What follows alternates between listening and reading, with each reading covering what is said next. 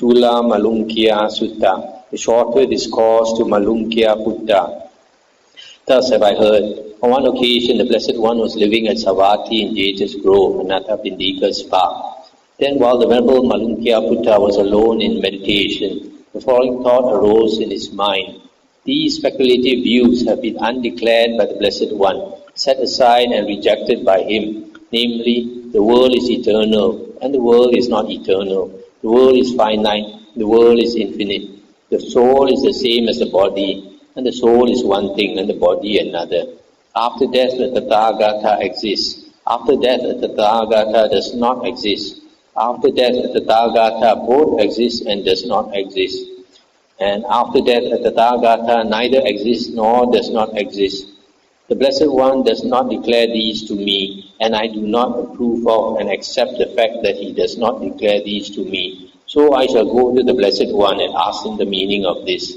If he declares to me either the world is eternal or the world is not eternal, etc., then I will lead the holy life under him. If he does not declare these to me, then I will abandon the training and return to the lower life. Stop here for a moment.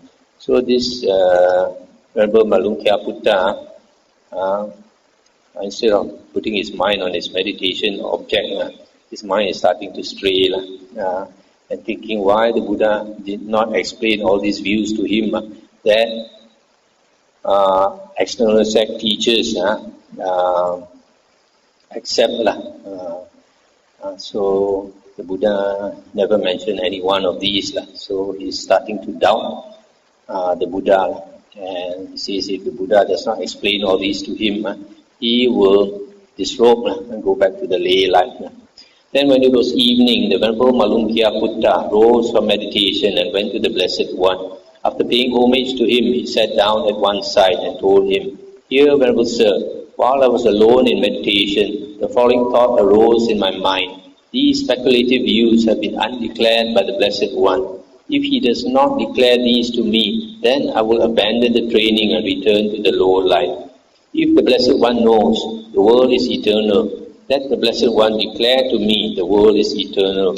If the Blessed One knows the world is not eternal, let the Blessed One declare to me the world is not eternal. If the Blessed One does not know either the world is eternal or the world is not eternal, then it is straightforward for one who does not know and does not see to say, I do not know, I do not see. If the Blessed One knows the world is finite, the world is infinite, the soul is the same as the body, etc., let the Blessed One declare to me. If the Blessed One knows, let the Blessed One declare that to me. If the Blessed One does not know, then it is straightforward for one who does not know and does not see to say, I do not know, I do not see.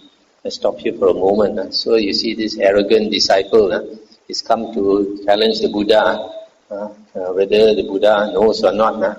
I have to declare to him, otherwise he doesn't want to continue to be a disciple of the Buddha. Then the Buddha said, how then, Malunkyaputta, did I ever say to you, come Malunkyaputta, lead the holy life under me, and I will declare to you the world is eternal, or the world is not eternal, etc. No, Venerable Sir. Then did you ever tell me, I will lead the holy life under the Blessed One, and the Blessed One will declare to me the world is eternal, or the world is not eternal, etc. No, Venerable Sir. That being so, misguided man, who are you and what are you abandoning? I stop here for a moment. So the Buddha is telling him, when you came to be my disciple, did I ever tell you that I will declare all these things to you? Did I make this bargain? He said no. And then when you came to be my disciple, did you say that I must declare all these things to you when you become my disciple? And he says no. Then the Buddha said, foolish man, we did not set up these terms, so who are you to say all these things?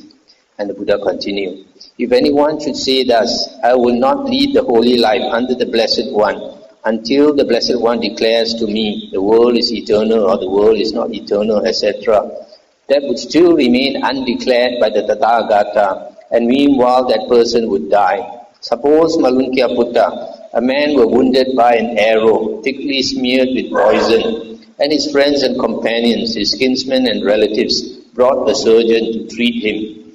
The man would say, I will not let the surgeon pull out this arrow until I know whether the man who wounded me was a noble or a Brahmin, or a merchant or a worker. And he would say, I will not let the surgeon pull out this arrow until I know the name and clan of the man who wounded me, or until I know whether the man who wounded me was tall or short or of middle height, or until I know whether the man who wounded me was dark or brown or golden skin, or until I know whether the man who wounded me lives in such a village or town or city, or until I know whether the bow that wounded me was a long bow or a crossbow, or until I know whether the bowstring that wounded me was fibre or reed or sinew or hemp or bark, or until I know whether the shaft that wounded me was wild or cultivated, or until I know with what kind of feathers the shaft that wounded me was fitted, whether those of a vulture or a crow or a hawk or a peacock or a stork, or until I know with what kind of sinew the shaft that wounded me was bound, whether that of an ox or a buffalo or a lion or a monkey, or until I know what kind of arrow it was that wounded me, whether it was hoof-tipped or curved or barbed or calf-toothed or oleander. All this would still not be known to that man, and meanwhile he would die.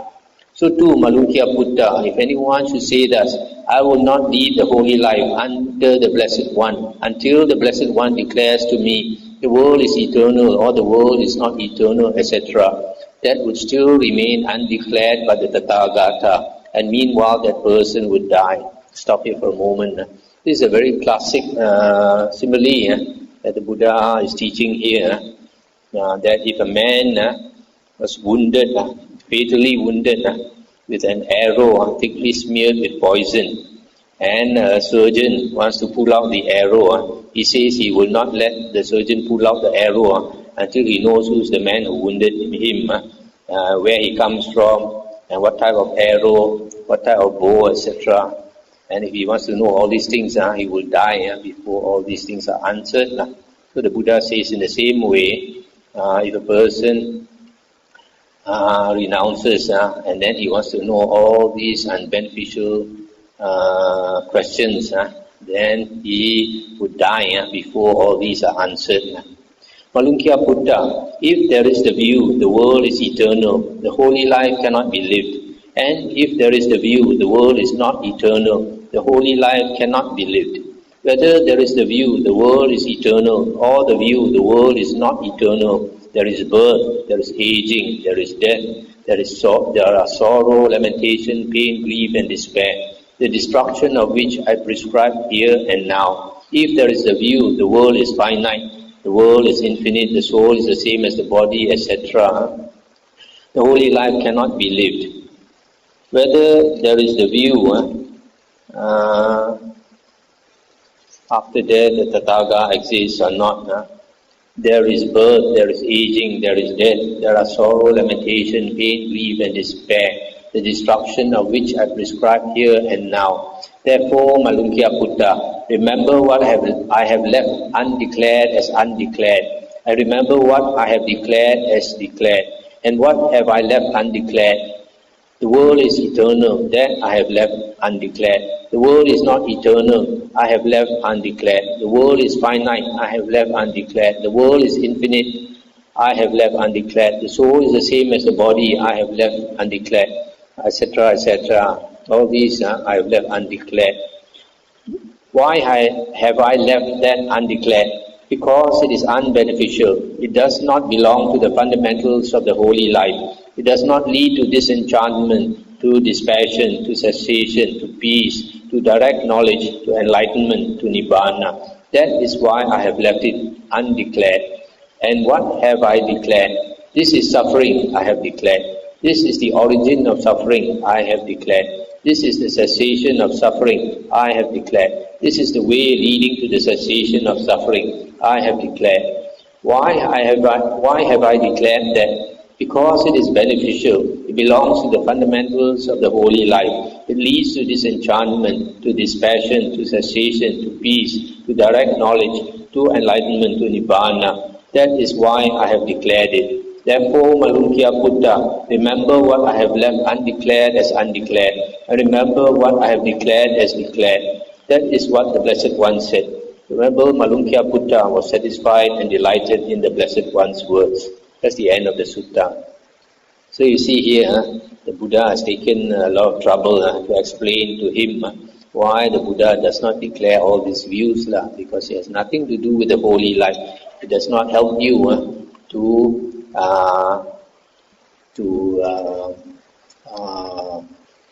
attain nibbana, to attain enlightenment and end birth, aging, dying, sorrow, lamentation, pain, grief and despair, all that sorrow.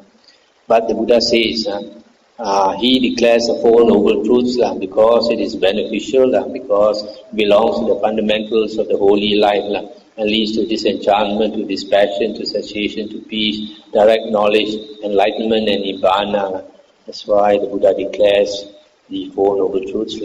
So the Buddha said, what he has not taught is not important. What he has taught is important. That's why he only teaches what is important to us.